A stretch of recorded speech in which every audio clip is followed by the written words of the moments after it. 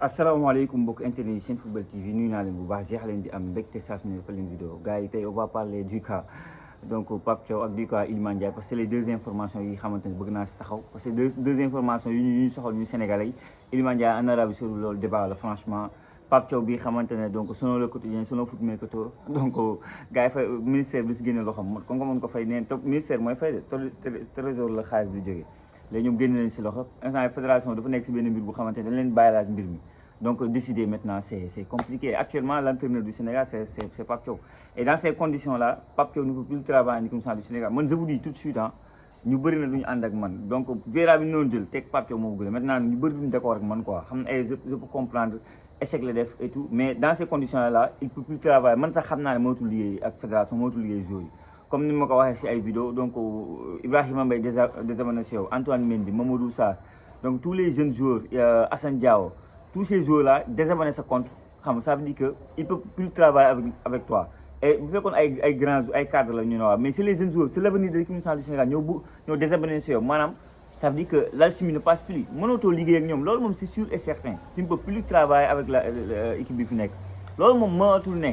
déjà que yow say dirigeants ils veulent plus de toi moom Pape Thiaw maanaam ñiy diriger football Sénégal bëggatuñu ko ñu ne déet joueurs yi nay désabonné la y a plus moyen la confiance n'est plus là Pape Gueye ne staff bi bu fi nekkee dootuma fi ñëwati tant que staff bi moo fi nekk dootuma ñëw équipe nationale du Sénégal ça veut dire dans ces conditions là Pape Thiaw tu ne peux plus être là lenn moo mën a nekk Pape Thiaw démissionné et Pape Thiaw aussi je peux comprendre sa frustration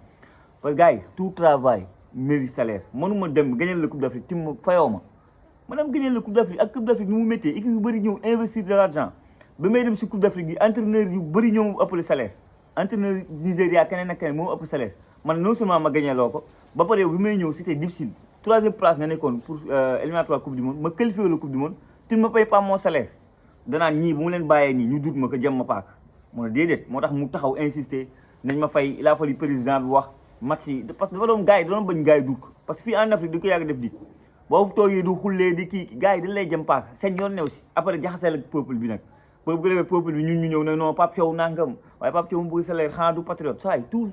tout travail mérite salaire Pape Thiaw mérite ñu fay ko xaalisam da la jëlal coupe d'Afrique da la yóbbu coupe du monde dans des conditions très difficiles troisième place nga jëloon nekk te mal barré war a dem si benn stade boo xam ne 100 000 places la xaw ma stade Martyr un match mal démarré 2-0 Pape Thiaw de par ses changements mu wëlbati mbir mu defal la 3-2 gagné loolu la coupe d'Afrique biir Maroc dans des conditions très difficiles parce que ñun dañoo bëgg a banaliser Pape Thiaw lu mu def mais Pape Thiaw aussi d'accord avec lui que ça mu wax ñu fay leen ma sa salaire maintenant leen moo fi nekk nañu négocier ak Pape Thiaw ñu faykal lu raisonnable parce que Pape Thiaw moom instant moom moo yor kii bi de moom franchement moom positionnement bu baax la yor franchement instant c'est lui qui dicte le tempo moom mooy wax fii la ñuy jaar fii la ñuy xool fii la ñuy xool actuellement amatoo yow moyen parce que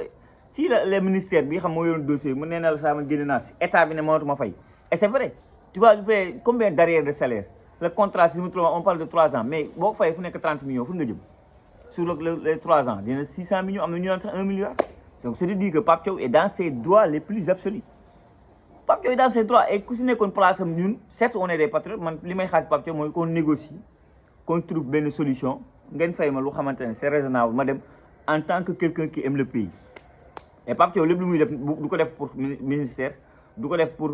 joueurs yi du ko def pour dirigeants yi il le fait au nom du peuple sénégalais Pape Thiaw man instant yi noonu la war a fonctionner il doit rien faire à cause des joueurs à cause des fédéraux parce que fédéraux yi déjà bëgguñu la parce que ñoom la catastrophe bi am yëpp la daanaka ñoom la ñu ñëw seppi la si jaxas ba bëgg la tempo Sénégal alors que le problème c'est pas que Pape Thiaw les dirigeants ñoom ñuy parce que nan la ñu mën a xullee nga gagné CAN boobu ba léegi nekk si festivité jël coupe d'Afrique wër àddina wër coupe d'Afrique bi yëpp si àll bi pendant ce temps gars yi yow ñii ñooy préparé seen coupe du monde t'as pas fait une bonne coupe du monde et voilà nga bëgg a waaj ñëw di la xool li la neex wala li xool li neex Samb wala li xool ne man je suis d'accord avec Pape Thiaw insiste maintenant yow Pape Thiaw leen nag la mën a def je vais faire quelque chose au nom du sénégalais que je suis au nom du patriotisme que je suis au nom de l'ancien joueur qui xamante il est prêt à mouiller le maillot je le fais pour que le football Sénégal avance parce que on est à 2 mois des éliminatoires coupe du monde donc là à part ça Pape Thiaw gars yi mënuñu ko reprocher dara noo tax lii catastrophe la catastrophe mondiale parce que moo tax ma temps yi sama xol li ne sama xol moo bëri te neexuma parce que on a un problème au niveau de la tasse xam nga bu xamante ne c'est le 8 octobre avant ça fédération bi ak Madi Touré am nañu kii parce que Madi Touré nee dañoo sàcc élection yi nangam boobu aussi war nañu ko joxe au mois d'août bi yàggatul. Tous ces problèmes là donc tout le football sénégalais va au plus loin on est au profond ñu ngi si suuf te ay caaxaan génnuñu si donc à vous de trouver la solution. La fédération de football autonome, on est en 2026. Beaucoup de fédérations, même en Afrique, sont autonomes. Il faut être autonome. Tu ne peux pas avoir l'image, moi avant je disais que l'image de Sadio Mane, on a pas insisté. Tu peux avoir un joueur qui est deuxième au ballon d'or mondial, qui était deux ballons d'or Afrique, qui était à Liverpool Prime, qui a une performance en Ligue des Champions. Tu n'as pas assez utilisé Sadio Mane pour avoir énormément de sponsors pour être autonome. Tu gagnes des CAN U17, tu gagnes des U20. Tu gagnes des Mexico, tu gagnes beaucoup de trophées. Où est tout cet argent-là? Où est tout cet argent-là? Quand vous gagnez des matchs, vous mettez des prix chers, surtout la nouvelle fédération. Où est cet argent-là? Il faut être autonome. Autonomie, parce que nous avons un grand entraîneur. Mais nous avons un grand entraîneur. Tu ne peux même pas payer Pape Thiaw. C'est c'était 150 millions de francs CFA. Du côté olympique de Marseille, pendant que l'autre là, Pape Thiaw, c'est 130 millions, c'est un salaire. C'est un staff. Nous voulons reposer Pape Thiaw, le montre à mon staff. Mais Pape Thiaw, dans ces conditions-là, nous avons un staff. Conditions immunitaires, déjà, staff, nous avons besoin pour faire. Si vous voulez annuler un adjoint, annuler parce que nous, si nous avons une keyboard, nous avons une conférence de presse, Pape Thiaw, nous avons analysé vidéo, nous avons mais le très haut niveau, ça demande ça. Ça demande des analyseurs vidéo, ça demande des techniciens qui peuvent t'aider. Dama laaj kii ni koy wax Zinedine Zidane staff bi mu yor staff bu mag a mag la yor donc le haut niveau moo laaj loolu ñun nag dama yaakaar nekkuñu sur le haut niveau ñun on veut être amateur et pourtant on avait dépassé ça. Man pendant des années à chaque fois je donne l'exemple de Abdou Diallo li muy wax ci Sénégal ne Sénégal bu ñëwee mais conditions yi hyper bien la fekk comme au PSG laa fa fekk. Donc, il faut que, comme au PSG, conditions sont bien pour être performant sur le terrain. Yvan Diouf, l'année dernière, nous avons dit en 2026, nous avons dit des conditions de travail. Même si, il y a un travail parce que nous avons aussi une fédération, ils sont venus, ils ont gagné U17, gagné U20, gagné la CAN en un an, ils sont qualifiés en Coupe du Monde. C'est le premier essai, c'est ça. Nous avons au moins. Faut pas être tout rouge, tout noir, pas tout blanc. Madame, encore la question fédération concernant Pape Thiaw est là. Vous m'en dites en commentaire qu'est-ce que vous en pensez, mais en tout cas c'est une catastrophe. Gars, on va finir par Iliman Ndiaye bi xamantene amna accord avec Al Hilal. Iliman Ndiaye salaire may xol gars salaire nañ ko yok xamu 5 fois plus, xamu 7 fois plus. Mais les Sénégalais ne sont pas d'accord. Iliman c'est sa carrière nak defal lu la neex. Mais pendant que les Assane Diao di progresser wala keneen ak keneen bul ñëw fii duñu wax dara parce que gars ils sont en Europe. C'est Assane Diao on a proposé 60 millions d'euros à Como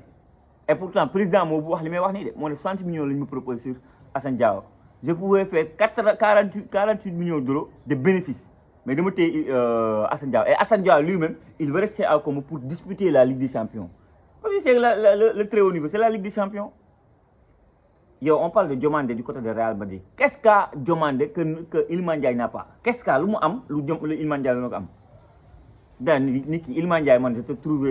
je te croyais quelqu'un d'ambitieux parce qu'à chaque fois tu me disais, ben Sénégal, le ballon d'or mondial, c'est plutôt Iliman Ndiaye. Mon rêve c'est gagner le ballon d'or. Non, ça, c'est pas aller à gagner le ballon d'or. Certes, les jeunes joueurs ont fait de plus en plus. La salaire c'est 7 fois plus. En carrière, il y a une après-carrière, Nanguna,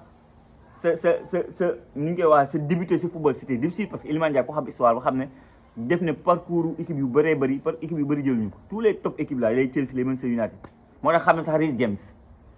Un parcours très difficile là, il m'a dit. C'était pas gagné d'avance, hein, sa carrière là, c'était pas gagné d'avance.